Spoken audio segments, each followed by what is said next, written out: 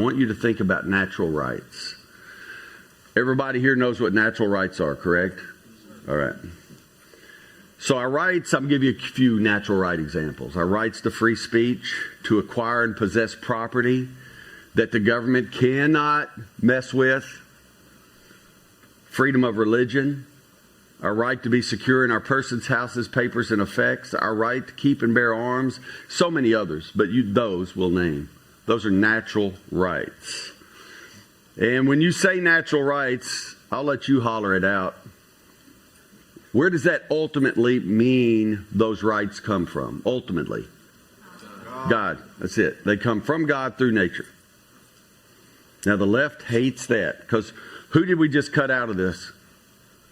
Government. Government, as our old pastor from Alabama used to say. Government. So it cuts out the government. And anyway, I like that. So because of the avenue through which these rights come to us, nature, I want you to think about this word, they come to us with immediacy. You're not waiting for some of your rights to come to you. I'm guessing I'm talking to people who are 16 to 18 years old in here, maybe 15 to 18. And so some of you, depending on what state you live in, your state says, well, you don't have a Second Amendment right till you're 21. Well, they might say that's not what James Madison said. That's not what nature said. That's not what God said. And I'm not trying to put words in mouth. I'm not saying God spoke about the Second Amendment. I'm saying by his actions we know what he meant. Do you see what I'm saying? It comes with immediacy. When you are conceived, these rights are yours and you exercise them at birth. And I believe, and I am taking a sidestep here. I'm going to be very quick and I'm coming right back. I put the focus on you getting them at conception for a reason, and you folks are smart enough to know why.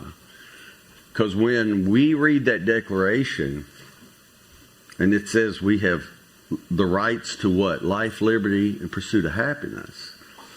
What's the first part of that has to happen for the rest of it to happen? Life.